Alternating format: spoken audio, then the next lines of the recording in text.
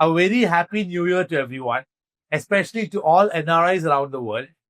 New Year is a great time to start something new, a new habit, a new business, or even that financial plan that you've been delaying as an NRI. I know being an NRI is not easy. You are literally living two lives, one as an Indian and two as the resident of another country.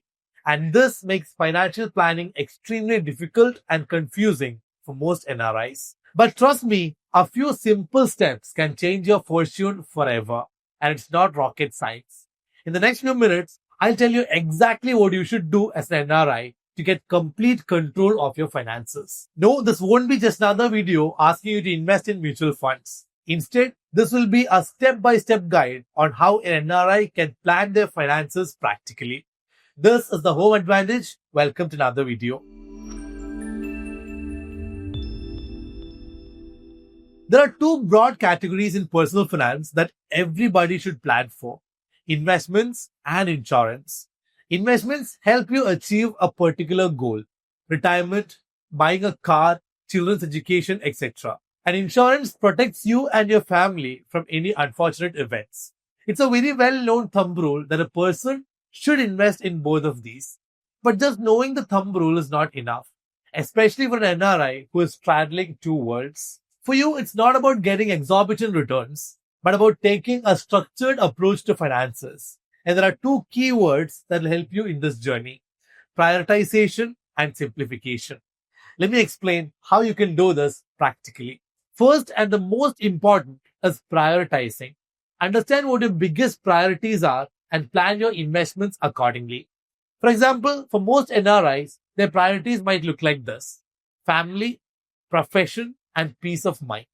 Now, how can you invest for these? Let's say your family includes your wife, kids, and your parents. What are the financial decisions that you should take today to ensure their well-being?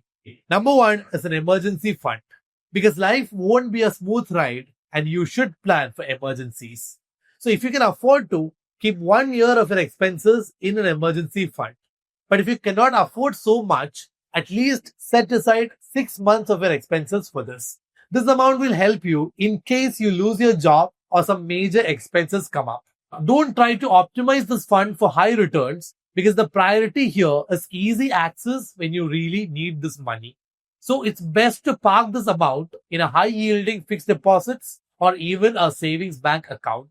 You can also consider a liquid mutual fund or an arbitrage mutual fund. Now, if your parents or family members are living in India, make sure to have an emergency fund in an Indian bank account, because international fund transfers can take days and you don't want to risk this delay if your old parents are living in India.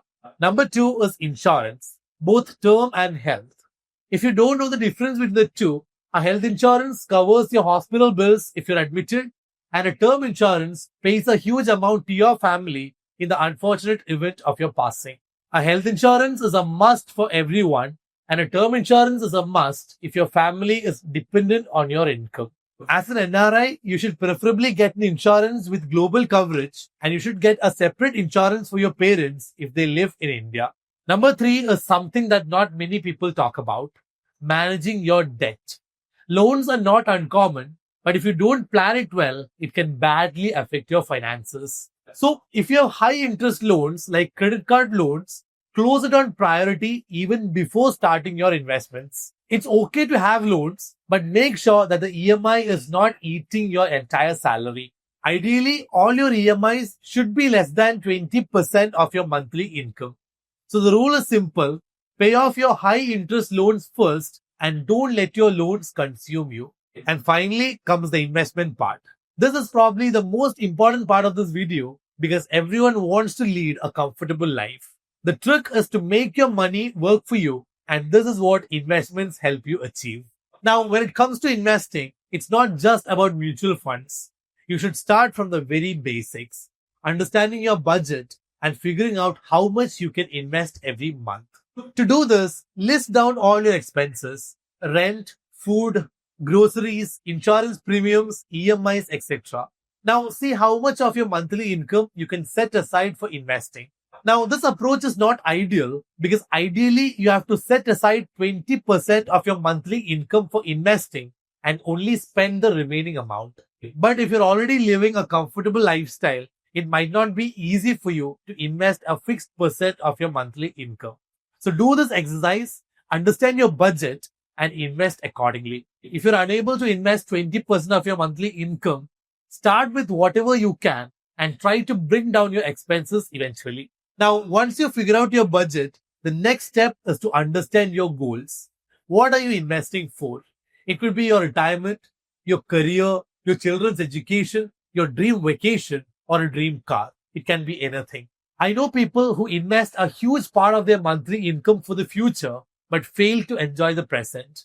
Personally, I don't support this because life is all about balance. Do the things that you love while safeguarding your future. So, how should you approach this? Divide your goals into long term, medium term, and short term. For instance, retirement could be a long term goal, buying a car could be a medium term goal, and doing an upskilling course could be a short term goal. Now, you make your investment based on the duration of these goals. Farther the goal, longer is your investment duration and higher the risk that you can take. Now, an important thing to note is that you should consider your passion and your leisure time while making this plan. An international trip should not come in as a surprise on your otherwise stable finances. No matter how small the amount is, keep it planned if you can and set aside an amount specifically for that goal. This way, we are not just planning retirement, but taking control every step of the way. While an upskilling course can potentially increase your income, a good trip can help you have fun and refocus. So never fail to satisfy that inner child in you while planning your investment strategies. Now, where should you invest for each of these goals?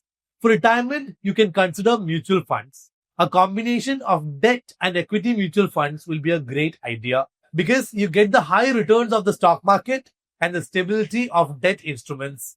You should also have global diversification in your portfolio. Now, for medium term goals, say 5 years, you should only invest up to 25% of your portfolio in equity and put the rest into debt instruments. And for short term goals, only go for liquid mutual funds, FDs, or a high yielding savings account. Now, even after knowing all these, most NRIs still don't start investing. Why? Because it's all about building a system and making it simple. In finance, extreme behavior rarely wins, be it aggressive investing, extreme trading, etc. Because we are emotional creatures and it's extremely hard to control our emotions. So the only choice here is to simplify the process and build a routine around it. And the first step here is to automate your investments. Because otherwise, you might not invest when the market falls because of fear. But when you set up an SIP, this happens automatically. Also, when investing, don't decide to invest more money than you actually can. Because if you do this, you won't have money for leisure, going out, etc. And you might get fed up of this entire process and stop your investments altogether. So don't go too hard. Start small and be consistent. Because it's not the big investment that counts. It's consistent investing that matters. Always remember this. Maintaining an Excel sheet is another easy way to simplify your finances. It doesn't have to be fancy. Just write down your monthly budget, your expenses, income, etc. and track it on a monthly basis.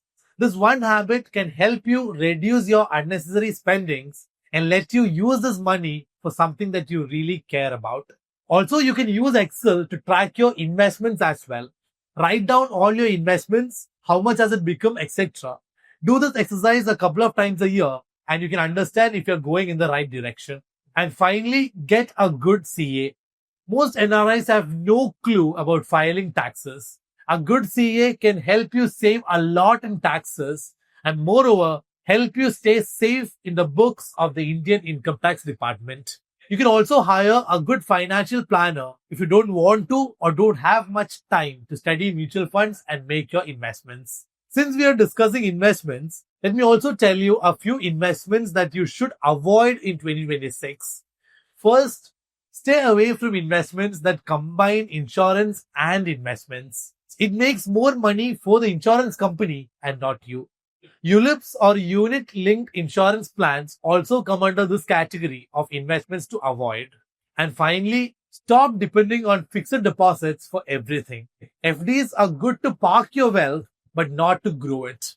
Start studying about mutual funds and start that SIP in 2026. So in this video, we discussed how an NRI can build a practical financial plan. Let 2026 be a new beginning where you take your first step towards a financially secure future.